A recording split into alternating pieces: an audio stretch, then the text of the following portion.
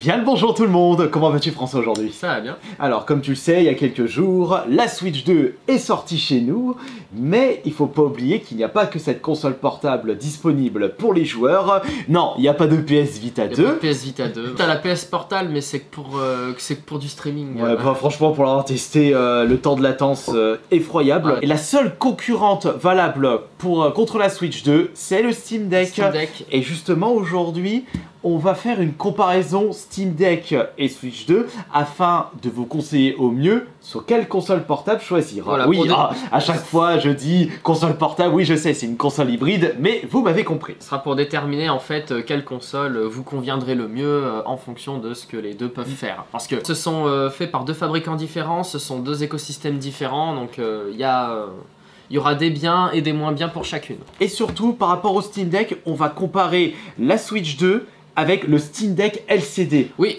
les deux consoles sont à un prix à peu près similaire. C'est 450 € pour la Switch 2 et 420 pour le Steam Deck LCD en 250 Go. Et surtout, tu m'avais expliqué que ce n'est pas un écran OLED pour la Switch 2. Non, c'est un écran LCD d'excellente qualité, parce que quand même, il y a de belles couleurs, enfin, on peut quand même montrer. Hein, Oui, bien sûr, on va l'allumer. C'est un écran de très très bonne qualité.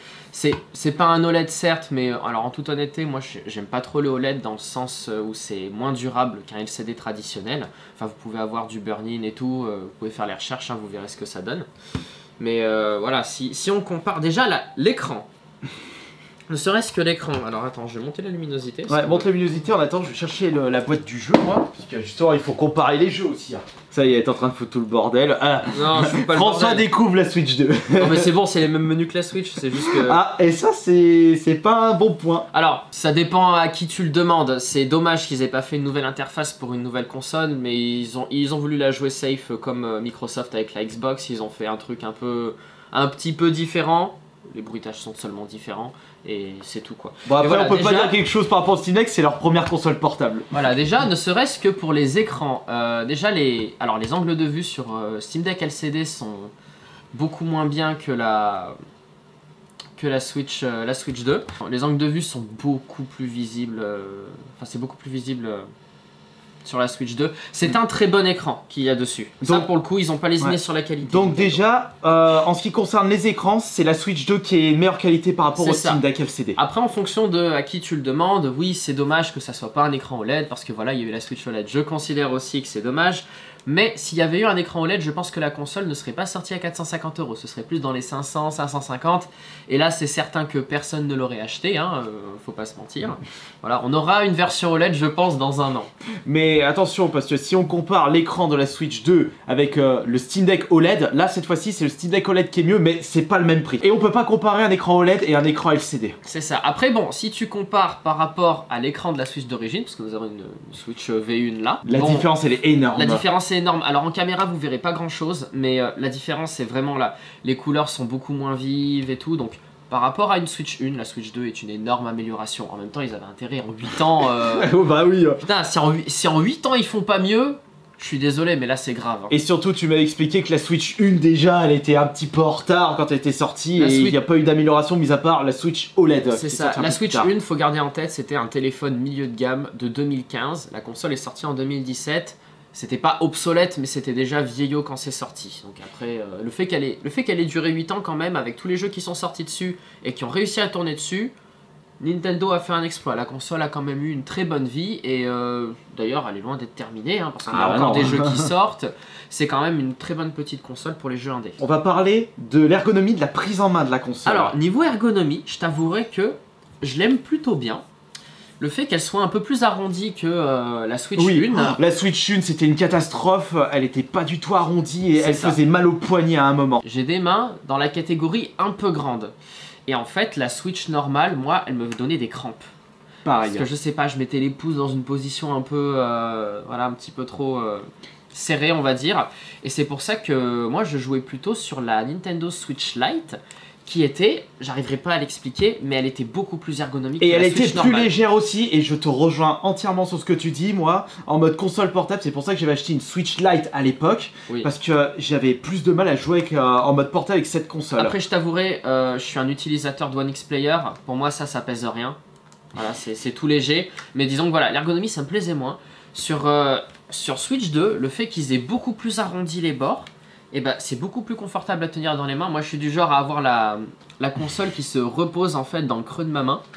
Et je t'avouerai que tout est plus accessible, c'est un peu plus espacé. Enfin, moi, j'aime bien. Voilà, je préfère largement l'ergonomie de la Switch 2 par rapport à la 1. Mais moi personnellement, l'ergonomie du Steam Deck est largement mieux par rapport à la Switch 2. Le fait que vous pouvez prendre bien en main le Steam Deck par rapport à sa structure, il n'y a pas photo. La Steam Deck c'est simple, elle a la forme d'une manette. C'est un avantage mais c'est aussi un inconvénient. Parce que en attendant, vous voyez, l'épaisseur de la Switch 2, ça, vous mettez ça dans une petite pochette, c'est tout discret dans un sac. Prenez le Steam Deck, prenez le gros... Enfin, on peut faire la différence là avec l'autre caméra. Ouais. Voilà, elle est beaucoup plus fine. Mais surtout, sa sacoche de transport, pas d'excès. Tu prends la sacoche de transport, c'est pour ça qu'ils ont mis une poignée, hein, c'est ta petite valisette, voilà. Après, bon... Tout est subjectif, hein, vous vous baladez qu'avec ça, c'est pas gênant non plus. Hein. Elle aussi, elle va avoir une pochette et si vous vous baladez qu'avec ça, c'est pas plus encombrant. Niveau poids, par contre, j'ai été, je dirais pas choqué, déçu, je veux dire que j'ai été surpris. Alors, on n'a pas de balance, mais niveau feeling dans les mains, c'est... alors déjà, elle est beaucoup plus lourde que la Switch 1. Hein. Bon bah de toute façon, vu la taille de l'écran aussi, c'était normal. Déjà, vu la différence de taille, voilà. Parce que je t'avouerai que plus la console est grande, moi je la considère comme portable en fait. Ah d'accord. C'est beaucoup plus chiant. La Switch Lite par exemple, je l'avais bien aimée parce qu'elle était tellement petite que je la mettais dans la poche arrière du pantalon. Voilà, je suis un des seuls qui faisait ça.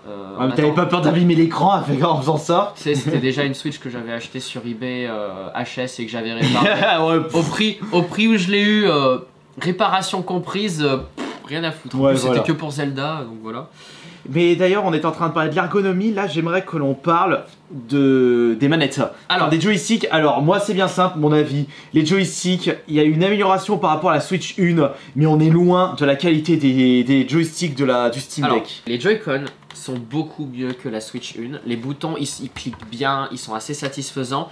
Les joysticks, au feeling, ils sont beaucoup moins cheap que les joysticks des Joy-Con de la Switch 1. Ça, c'était un gros plus parce que les joysticks de la Switch 1, j'avais toujours l'impression que j'allais les péter. Il suffisait de s'énerver un peu dessus et c'était terminé.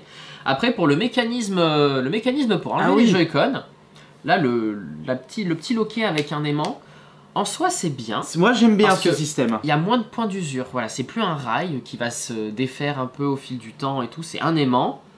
Ça se clip. Tu peux tirer dessus comme un bourrin, ça part pas tout de suite. Donc ça, la magie de l'aimant. La magie d'un aimant. Donc ça, c'est un bon point. Le mauvais point, après bon, ils n'avaient pas le choix, c'est le petit connecteur qu'on a à l'intérieur. Ça, je le vois arriver gros comme une maison. Ce que je répare souvent sur les Switch, c'est les rails pétés. Parce qu'en fait, les gamins, ils s'énervent, ils font... Ils tordent la Switch. Et toutes les Switch que j'ai eues entre les mains étaient un petit peu voilées ou énormément voilées. Et après, elles avaient un écran bleu parce qu'évidemment, le circuit imprimé, il pète. Enfin bref. Du coup, bon, les rails, à force... Bon, on le verra pas trop sur la mienne parce que j'avais resserré tout ça. Mais les rayons du jeu... c'est un mécanisme qui glisse, donc le plastique qui s'use et tout, et à la fin les Joy-Con ne tiennent plus. Et bah justement, c'est Jordan, il m'a montré avec sa Switch le Joy-Con qui se barre parce que le système de rail ne tient plus. En fait, c'est le petit loquet en plastique du Joy-Con qui s'est usé avec le temps sur le rail en métal. Et là, le fait d'avoir un aimant, ça supprime cette usure. Donc déjà, le système de fixation durera aussi longtemps que durera le Joy-Con, je pense. Donc ça c'est un bon point, le mauvais point c'est le petit connecteur, mais ça c'est subjectif. Prenez soin de vos affaires, vous aurez jamais à le changer. Après maintenant, il faudra voir si ils auront réglé ce problème de Joy-Con Drift. Alors ouais, le Joy-Con Drift par contre, bon on verra, hein, parce qu'il y aura des gros cracks qui vont jouer à ça pendant des centaines d'heures. Nous verrons s'il y a du Joy-Con Drift, ça on peut pas le deviner, la console est sortie il y a quoi, 3 jours? Ouais.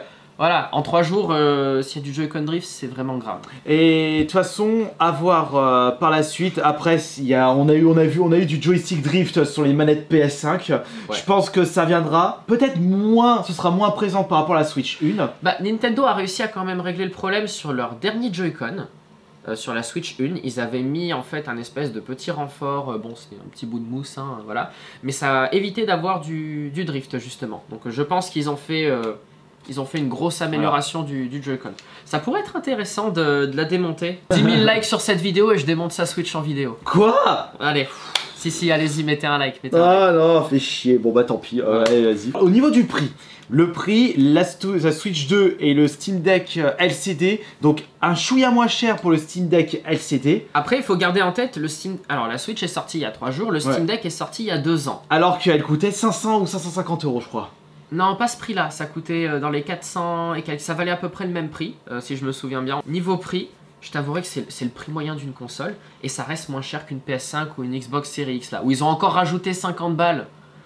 Non mais sérieux, ces avares là. Sauf qu'il y a un problème pour la Switch 2 par rapport au Steam Deck. Le Steam Deck, on a accès à la bibliothèque Steam, avec toutes les promotions Steam, oui. Plus le fait qu'on peut acheter des clés de jeu bien moins chères sur des sites comme Kingu et Instant Gaming. C'est ça, mais après la Switch de son côté, nous avons accès à quelque chose auquel nous n'avons pas accès avec le Steam Deck, c'est les jeux physiques. Donc l'histoire de avoir des jeux pas chers, on peut aussi le répéter en achetant des jeux d'occasion. Voilà. Et c'est aussi un autre bon point sur les consoles de jeux. Et d'ailleurs, heureusement que Nintendo a laissé le port cartouche. Hein. Et aussi, on peut continuer à jouer aux jeux Switch 1, les cartouches Switch 1 ça, dans la Switch 2. La rétrocompatibilité. C'est tellement bien ça. C'est ça, et ça permet toujours d'avoir une meilleure expérience avec sa bibliothèque existante. Après bon, ils s'en sont un peu servis pour pas sortir grand chose niveau jeu, et j'espère qu'ils vont pas faire comme la PS5 là, avoir un espèce de catalogue médiocre et de rendre cette console pas obsolète, mais comment dire, optionnelle à avoir dans le futur. C'est-à-dire plus une Switch 1.5 plutôt qu'une Switch 2. Alors le fait qu'elle s'appelle Switch 2, honnêtement, les menus sont pareils, on peut jouer aux jeux Switch 1, les jeux Switch 2, bon, ils sont mieux, mais j'attendrai de voir les prochains jeux. Parce que là, on a quelques jeux, mais c'est au début du cycle. Moi, je veux voir ce dont les devs sont capables en exploitant 100% des capacités de la console. Voilà. C'est là où on aura des vrais jeux intéressants. C'est là où vraiment on pourra avoir des jeux avec des graphismes exceptionnels. Parce que bon, elle en a quand même sous le capot. Hein, ah oui, ça c'est sûr. Ah. Voilà, c'est une puce, ça a été fabriqué par Nvidia. 12 Go de RAM par rapport aux 4 pauvres gigas de celle-là. Là. On est à combien sur le Steam Deck? Je pense qu'on est à peu près pareil. Sur Steam Deck, il y a plus de RAM. On a 16 Go de RAM, donc qui sont partagés évidemment entre le processeur et la carte graphique intégrée. Donc c'est pour ça que, objectivement parlant, si la Switch 2 tournait sous Linux ou sous SteamOS, elle se chierait dessus. Parce que 12 Go de RAM à partager entre la carte graphique et le reste du système, je vous promets que ça, elle ferait pas tourner grand chose avec 12 Go de mémoire vidéo. Donc, enfin 12 Go de RAM. Mais on a l'avantage d'autre chose, c'est l'optimisation console. Voilà, parce que moi je les ai vus hein, tout de suite. Justement, j'allais le dire, on a vu dans les commentaires, parce que j'ai commencé à vous présenter la Switch 2, et j'ai vu dans les commentaires qu'il y a plusieurs personnes qui n'étaient pas d'accord sur le fait que je disais que le Steam Deck était plus puissant que la Switch 2. Alors évidemment, le processeur il est moins bien parce que c'est un processeur Zen 2 de chez AMD et que là nous avons la dernière tech de Nvidia en matière de processeur. Je crois que c'est un processeur ARM en plus qu'ils ont mis dedans. Je me suis pas tant renseigné que ça, hein. Je vous avouerai que elle, je m'en battais un peu les couilles. Donc oui, elle a un meilleur processeur, mais elle a moins de RAM. La RAM en ce moment c'est très important, surtout dans le domaine du jeu vidéo. Vous regarderez, les gens se plaignent que les cartes graphiques de chez Nvidia n'aient pas assez de mémoire vidéo. C'est pas pour rien. Si ça n'avait pas l'optimisation console, elle vaudrait rien, même en ayant un meilleur processeur. Voilà.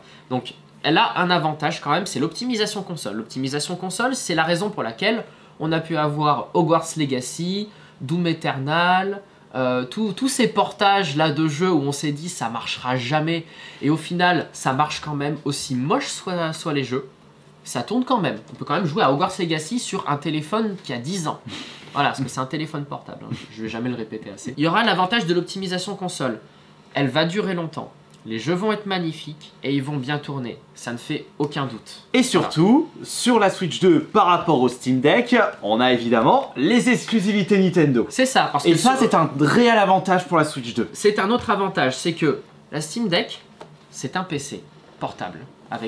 Bon, c'est une console certes, sous Linux, mais ça reste un ordinateur. Ça fonctionne avec Steam, ça peut fonctionner avec... ça a l'avantage de fonctionner avec...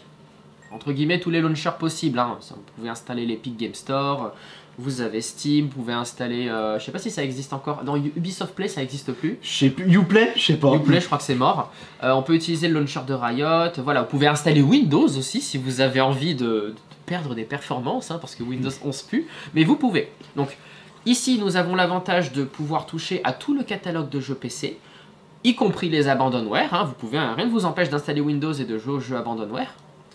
Mais voilà, vous n'avez pas d'exclus. C'est vous jouez aux jeux PC, basta. Voilà. Là, vous avez une console Nintendo, donc ça veut dire que Mario et ses amis, Pokémon, vous l'avez. Après, des gens vont me répondre, oui, mais nous pouvons jouer à un émulateur là-dessus. C'est 100% vrai. Les émulateurs, toutes les vieilles consoles sorties il y a 20 ans et tout, vous pouvez même émuler de la Wii là-dessus, ça tourne sans brocher. Je suis le premier à le faire sur ma One X Player, je joue beaucoup aux jeux GameCube. Ouais bah en parlant de jeux GameCube, moi je m'en fous, ce qui m'a donné envie d'acheter cette Switch 2, je vais te saouler avec cette boucle, la boucle F0. Ouais alors ça, il a acheté la Switch. Mais oui c'est ce que j'avais expliqué et moi c'est la nostalgie qui m'a permis d'acheter cette console, enfin qui m'a donné envie. Justement j'ai vu que beaucoup t'ont traité de gros pigeons en commentaire, enfin de faux cul, parce que tu disais que la Switch 2 finalement t'allais pas l'acheter. Et les gens n'ont pas vu ensuite ta vidéo quand tu as vu l'annonce de la Switch 2 et qu'il y aurait F0 GX. Voilà. Mais en fait, explique pourquoi du coup tu as acheté la Switch 2. Bah je l'ai acheté parce qu'on peut jouer à F0 GX. Je me suis oui mais il y a plus que F0 GX. Non, en réalité j'ai acheté la Switch 2 c'est pour faire du contenu internet. Voilà, c'est comme quand il a acheté la Switch. Hein. La Switch, je suis allé chez lui. Vous voyez tous les jeux Switch qui sont en arrière-plan là. Il y en a 90% ils sont sous blister. Hein. Les seuls qui sont pas sous blister c'est Smash, Mario Kart, Slay the Spire, voilà, parce que Slay the Spire, et il y a quelques autres petits jeux, voilà, genre chanter et tout, mais c'est tout, tous les autres sont sous blister, parce qu'il y joue que en stream. Et justement, en parlant des les petits jeux indés que j'ai achetés en boîte, ça c'est un avantage de la Switch, parce que les jeux indés que je découvre sur Steam, je peux pas les acheter en boîte, et quand je souhaite les acheter en boîte, c'est soit sur la PS5, soit sur la Switch, uniquement pour la version boîte. C'est ça, et moi je fais pareil, parce que voilà, ça c'est un PC, on a accès aux jeux digitaux, l'avantage c'est que les jeux on les paye que dalle. Mais si on veut garder le jeu, être propriétaire, nous n'avons pas le choix. Prenons une console et nous achetons le jeu physique. Voilà, le seul moyen de posséder le jeu. Alors, par contre le prix, faudra le mettre le prix. Le prix faut le mettre, hein. 80 €, sérieux c'est abusé. Après bon, si c'est un Mario Kart tous les 10 ans, on peut dire ça va 80 € si le jeu il dure 10 ans. 12 ans je crois parce que le Mario Kart c'était 2013 oui, 2014. Mario Kart 8 c'est 2013, c'est sorti, c'est un des titres de sortie de la Wii U. Bon ils ont un peu abusé mais là n'est pas la question. Mais voilà, on a accès à ça en admettant que le jeu entier soit dans la cartouche ou le CD, hein, parce que maintenant voilà. On sait jamais. C'est un autre avantage de la console, c'est on a droit à des jeux physiques, on a droit aux exclusivités. La console, on a la garantie d'avoir le jeu qui fonctionne, c'est t'achètes ton jeu. Tu mets ta galette ou ta cartouche dans la console, le jeu il va tourner, il va être bien, il va être beau. Il n'y a pas à réfléchir. Sur le Steam Deck, tu as accès à tout le catalogue de Steam, mais ça ne veut pas dire que le catalogue de Steam il va tourner. Voilà, il faut qu'il y ait les mises à jour des développeurs pour que le jeu passe sur le Steam Deck. Notamment, j'ai vu la comparaison avec Cyberpunk. Alors, bon déjà de 1, si vous avez que ça comme argument, chute. Voilà. Il a un peu de mal Cyberpunk aussi sur Steam Deck où il arrive à passer. Alors il passe mais il a vraiment du mal et il est pas si beau que ça, je t'avouerai. Sur mon One X Player aussi j'ai du mal à le faire tourner et pourtant il est plus puissant que le Steam Deck. Parce que moi, avec le One X je peux vraiment booster le truc. Par contre la Switch 2 elle crache ses poumons, j'ai vu les vidéos avec les bugs au véhicule, je sais pas si c'est un problème d'optimisation et qu'il faut attendre les mises à jour. Je pense que c'est un problème d'optimisation, il doit y avoir les limitations de la console notamment au niveau de la RAM, hein, parce que voilà la RAM.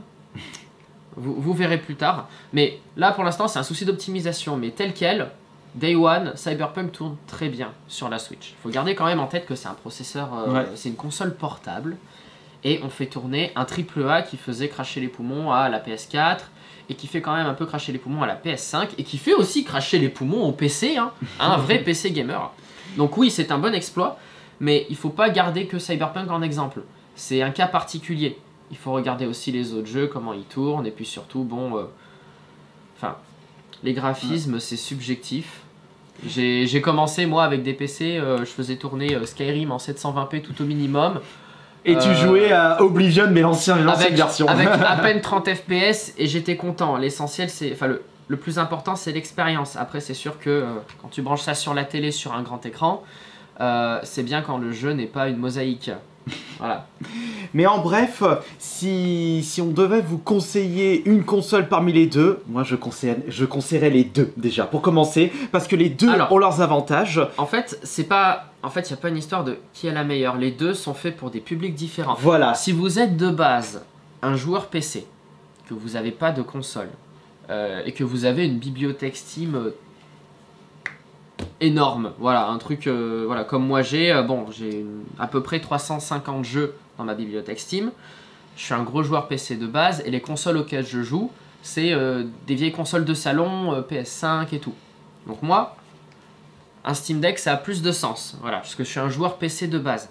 Par contre, tous ceux qui viennent du Nintendo Switch, surtout si vous avez la première Switch, celle qui est à sa sortie, donc celle-là ou la V2, ça vaut le coup.